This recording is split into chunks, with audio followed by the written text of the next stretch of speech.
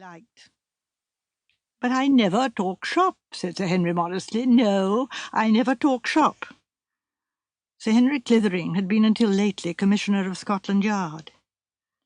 "I suppose there are a lot of murders and things that never are solved by the police," said Joyce Lempriere. "That is an admitted fact, I believe," said Mr. Petherick.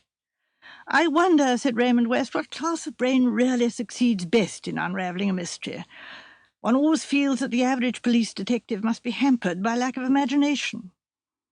"That is the layman's point of view," said Sir Henry dryly. "You really want a committee," said Joyce, smiling. "For psychology and imagination, go to the writer." She made an ironical bow to Raymond, but he remained serious. "The art of writing gives one an insight into human nature," he said gravely. "One sees perhaps motives that the ordinary person would pass by." "I know, dear," said Miss Marple, "that your books are very clever. But do you think that people are really so unpleasant as you make them out to be?" "My dear aunt," said Raymond gently, "keep your beliefs. Heaven forbid that I should in any way shatter them." I mean," said Miss Marple, puckering her brow a little as she counted the stitches in her knitting, "that so many people seem to me not to be either bad or good, but simply, you know, very silly." Mr. Petherick gave his dry little cough again.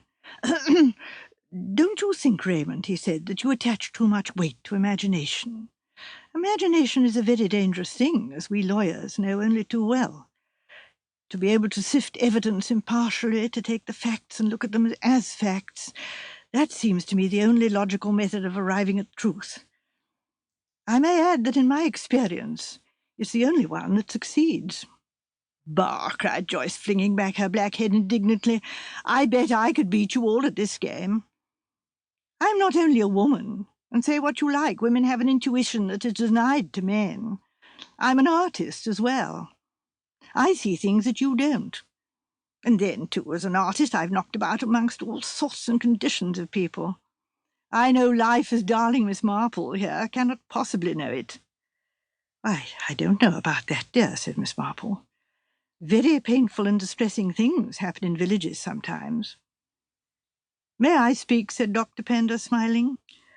"It is the fashion nowadays to decry the clergy, I know.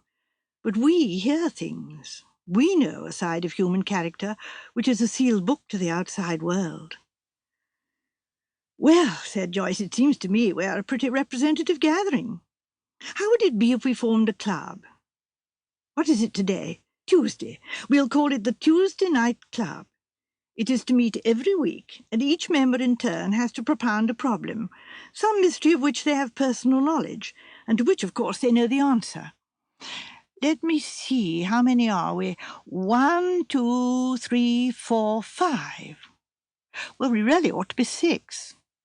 "You've forgotten me, dear," said Miss Marple, smiling brightly.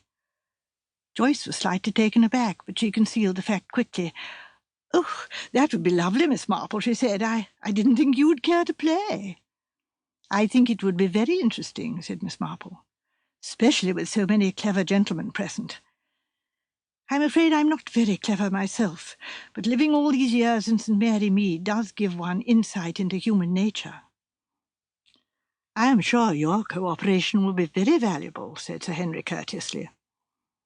"Who's going to start?" said Joyce. "I think there is no doubt as to that," said Dr. Pender. "When we have the great good fortune to have such a distinguished man as Sir Henry staying with us—" He left his sentence unfinished, making a courtly bow in the direction of Sir Henry. The latter was silent for a minute or two. At last he sighed, and recrossed his legs and began, "Oh, it's a little difficult for me to select just the kind of thing you want.